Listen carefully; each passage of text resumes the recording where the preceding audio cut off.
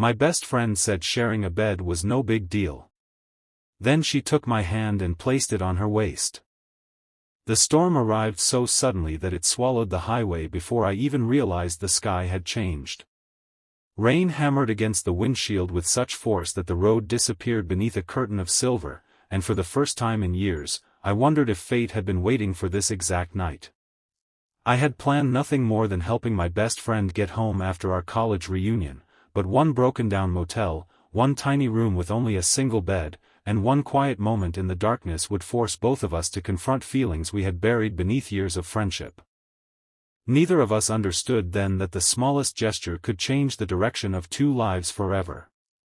If you believe that kindness, trust, and second chances can sometimes lead us to the people we were meant to find, this story is for you.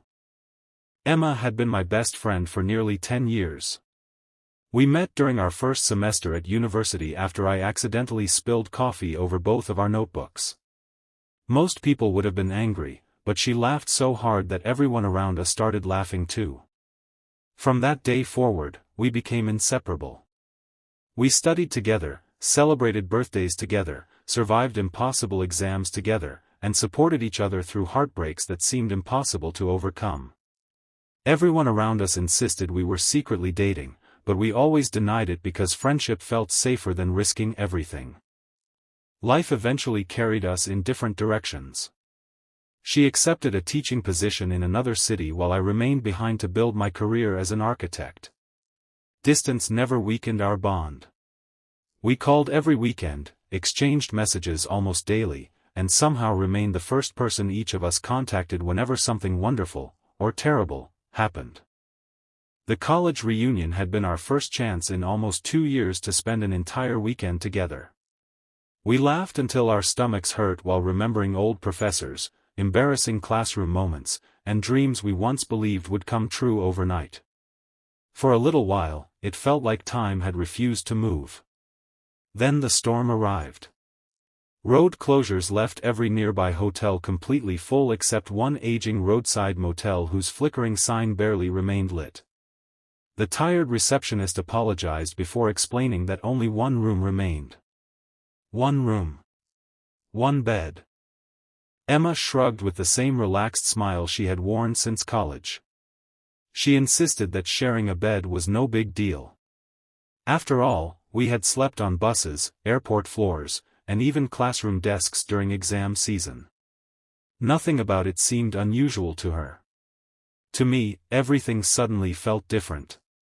Maybe it was because we were no longer teenagers. Maybe it was because years had quietly transformed admiration into something I refused to name. Or perhaps it was simply because silence has a strange way of exposing emotions that constant conversation hides. The room itself was small enough that every movement echoed. Rain tapped steadily against the window while thunder rolled across distant hills.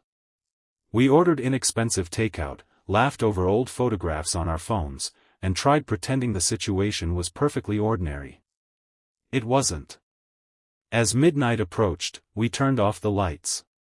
Moonlight occasionally slipped through the curtains whenever lightning illuminated the sky.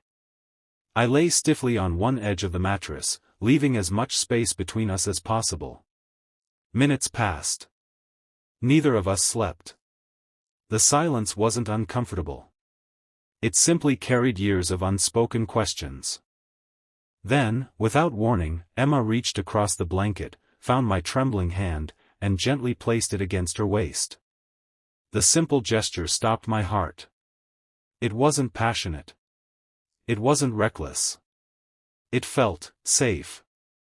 Like someone silently saying that they trusted another person completely. My mind raced with 1,000 possibilities while my body refused to move. Every warning I had ever given myself screamed that crossing the line between friendship and love usually ended in losing both. Yet she never pulled away.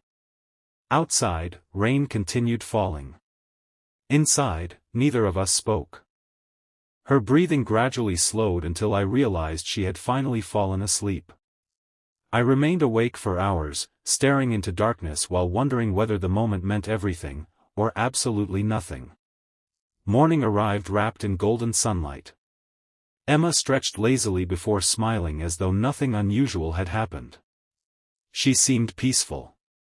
I seemed completely confused. The drive home became strangely quiet. Not awkward, just thoughtful. Both of us appeared trapped inside our own minds. Over the following weeks, something changed between us. Not distance. Not discomfort. Awareness. I noticed little things I had overlooked before.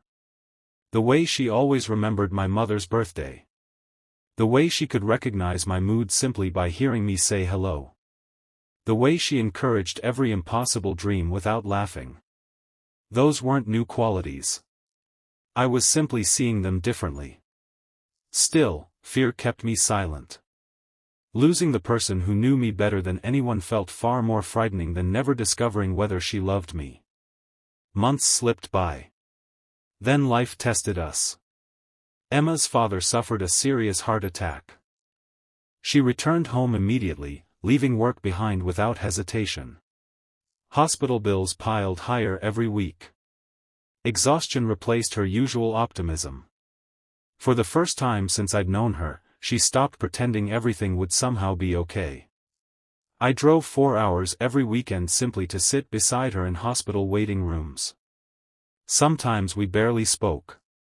Sometimes we spent entire evenings drinking vending machine coffee while doctors hurried through endless corridors.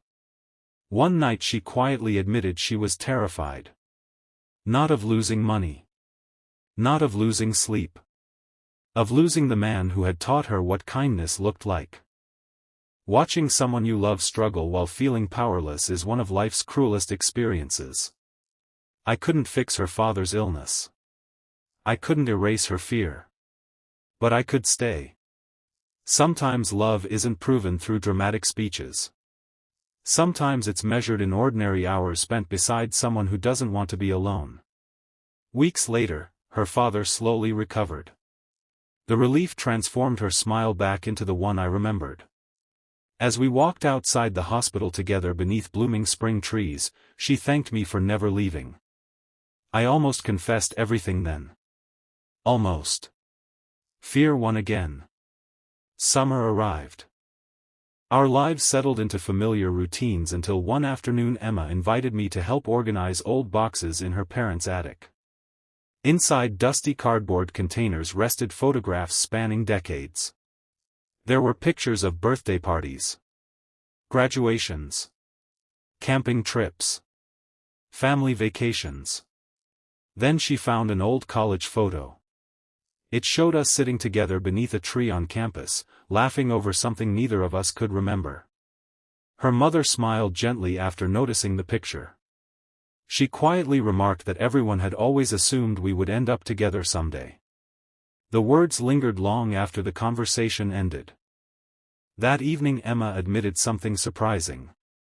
Throughout college she had waited for me to tell her how I felt. She believed my silence meant I saw her only as a friend. Eventually she convinced herself she needed to stop hoping. The realization hit me harder than anything else ever had. Years. We had both spent years protecting a friendship from feelings that had existed on both sides almost from the beginning. Neither of us lacked love. We lacked courage. I apologized for every opportunity one allowed fear to steal. She admitted she had been equally afraid. The memory of that rainy motel suddenly made sense. That quiet moment hadn't been an accident. It had been trust. It had been hope. It had been her gentle way of saying what words couldn't. Months later we returned to the same highway. The storm was gone. The motel still stood beside the road looking just as old as before. We stopped only long enough to smile at the building that had unknowingly witnessed the turning point of our lives. It wasn't the room that changed us. It was the decision to stop hiding from the truth.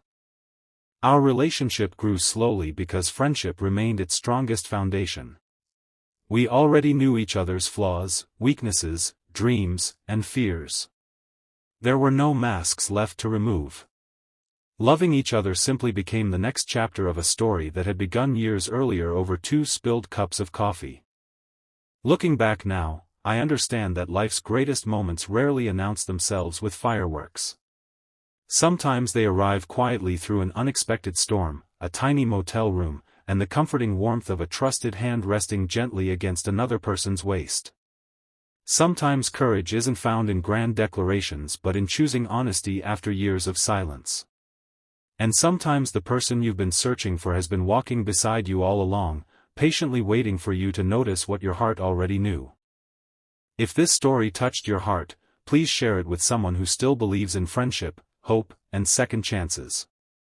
Before you go, tell us in the comments, do you think the strongest love stories begin with friendship? Some people spend their entire lives searching for extraordinary love while overlooking the extraordinary person already standing beside them.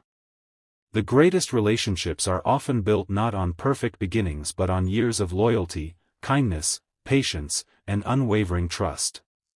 And when two people finally find the courage to speak the truth that their hearts have been protecting for years, even the darkest storm can become the beginning of the brightest chapter of their lives.